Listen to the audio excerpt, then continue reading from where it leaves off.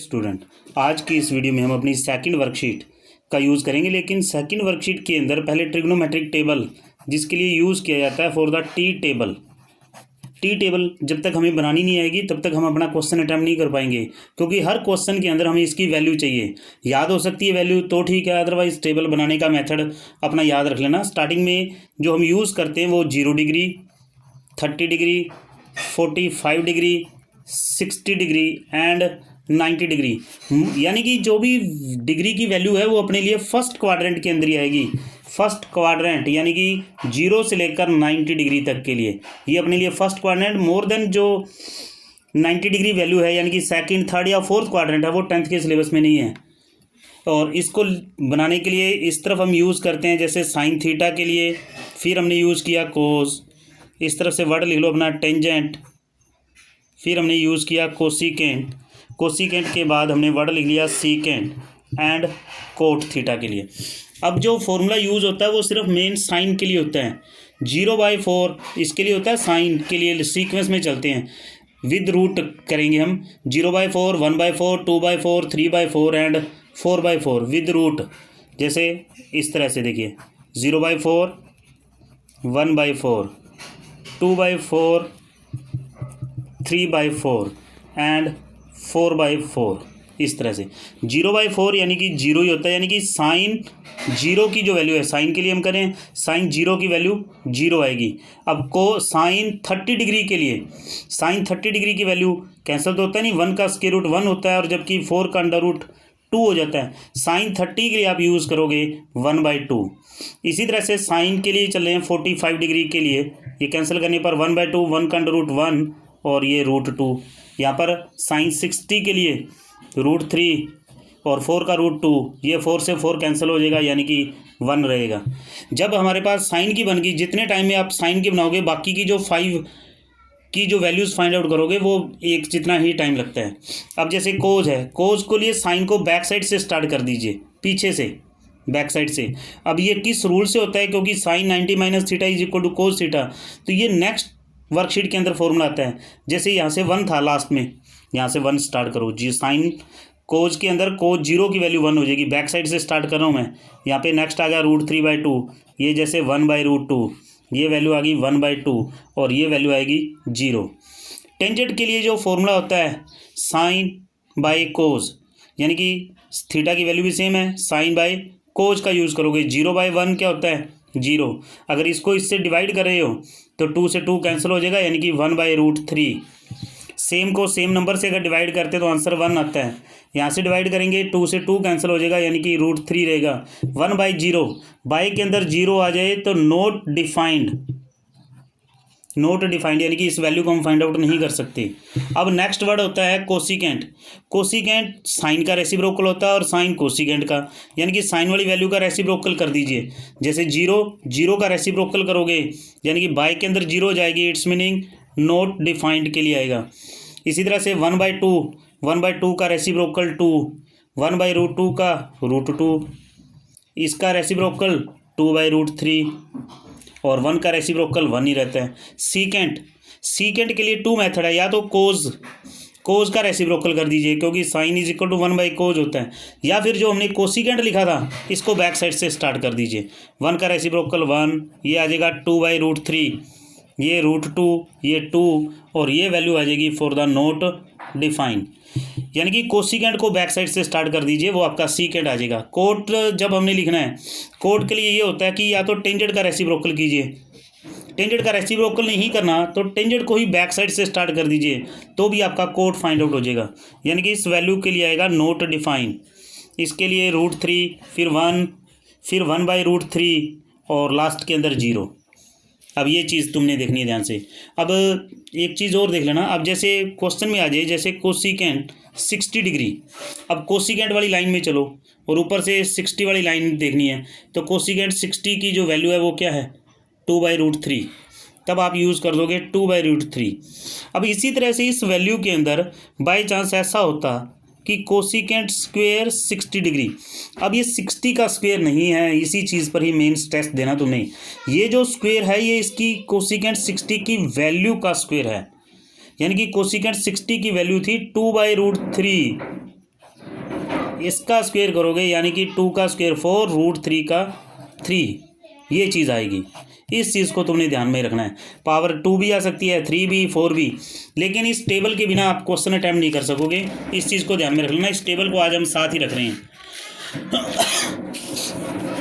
और अपने लिए फर्स्ट क्वेश्चन सेकंड वर्कशीट में फर्स्ट क्वेश्चन वैल्यू यानी कि इवैल्यूएट आपने फाइंड आउट करना है। cos 60 sin 30 फिर sin 60 cos 30 के लिए आप cos 30 जब टेबल की वैल्यू आपके पास होगी इजी रहेगा। जैसे cos 60 तो cos 60 की वैल्यू आती है 1/2, ये चीज़ यहाँ पुट करनी है। फिर मल्टीप्लाई का रिलेशन है दोनों में। फिर sin 30, साइन के अंदर चलोगे तो sin 30 की वैल्यू भी 1/2 है, यहाँ पर 1/2। फिर प्लस फिर sin 60 की वैल्यू है √3/2 इंटू cos 30 के लिए अगर आप चेक करोगे तो cos 30 की वैल्यू cos 30 के लिए यूज चेक करते हो तो √3/2 है। ये टेबल में से अपनी वैल्यू चेक करते रहना। 1/4 प्लस, क्योंकि इन दोनों की मल्टीप्लाई 1/4, इनकी मल्टीप्लाई √3 और √3 की 3, 2 2 द 4, एलसीएम लेकर ऐड करना है इसमें। 1 + 3 यानी कि 4/4, कैंसिल करने पर आपका आंसर क्या आएगा 1। बाद में तो सिर्फ क्वेश्चन को आपने सोल्व भी करना है, ये तो सोल्यूशन है। सिर्फ मेन चीज़ है कि इसकी वैल्यू को पुट करना, और इसकी वैल्यू को पुट करना अपने अपनी टेबल में से है। टी टेबल ऑलरेडी बुक के अंदर भी बना कर दी गई है, लेकिन एग्जाम में तो बेटे आपको खुद को बनानी है, इसलिए वैल्यूज़ आपको पता होनी चाहिए। नेक्स्ट हम थर्ड क्वेश्चन देख रहे हैं। Third question part number first, cosecant square 45 degree cos 30 degree minus cot square 30 degree into secant 60 degree. अब कोसिकेंट 45 की वैल्यू के लिए देखते हैं। तो कोसिकेंट 45 की जो वैल्यू है वो है इसमें से √2, तो √2 इसका भी आप स्क्वायर करोगे। फिर मल्टीप्लाई cos 30 की वैल्यू होती है √3/2 माइनस कोट स्क्वायर कोट 30 की जो वैल्यू है वो है √3, ये वाली वैल्यू है, और इसका भी स्क्वायर है तो √3 इट्स स्क्वायर इंटू सीकेंट 60 के लिए अगर आप देखोगे तो इसकी वैल्यू आएगी 2, ये चीज़ आएगी। इसका स्क्वायर करने पर आएगा √2 का स्क्वायर करोगे तो 2 मल्टीप्लाई √3/2 माइनस √3 का स्क्वायर करोगे तो इट्स मीनिंग ये आपके लिए आ जाएगा 3 के लिए इंटू 2, ये 2 से 2 ये कैंसिल हो जाएगा, यानी कि √3 माइनस 6 के लिए ये आपके क्वेश्चन का आंसर आ जाएगा इसमें से। नेक्स्ट इसी में से हम यूज़ करें आगे, जैसे फिफ्थ का सेकंड पार्ट, ये इसकी क्वेश्चन की स्टेटमेंट भी काफ़ी लेंथी है। जैसे 2 sin की power 4 30 degree plus 3 secant square 30 plus 2 cos की power 4 60 minus cos square 30 degree minus tangent square 45 degree divided by 2 cos square 60 minus 3 cos square 45 plus cos square 30 degree.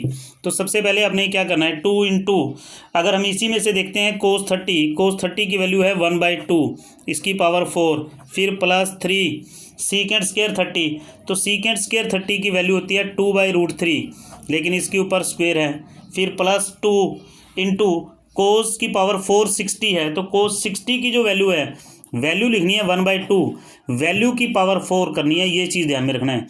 फिर minus cot square 30 degree है, तो coat 30 की जो value होती है वो होती है √3, और लेकिन इस वैल्यू का भी स्क्वायर करना है। माइनस टेंजेंट स्क्वायर 45, टेंजेंट 45 की वैल्यू 1 होती है और इसका भी स्क्वायर है, एंड डिवाइडेड बाय, इसको भी आपने डिवाइडेड करना है, divided by 2 into cos square 60 degree, तो कोस 60 की जो वैल्यू होती है वो होती है 1/2, इसका भी स्क्वायर।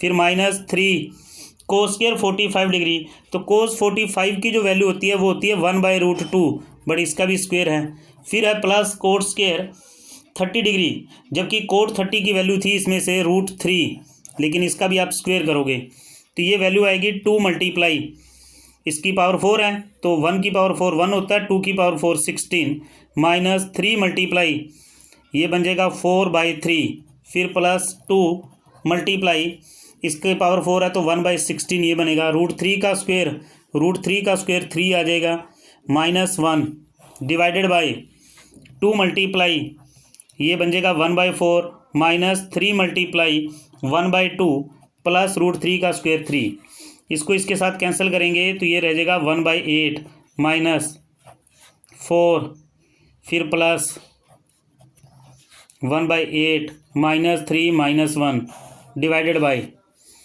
ये कैंसिल करने के बाद रह गया 1/2 माइनस 3/2 प्लस 3।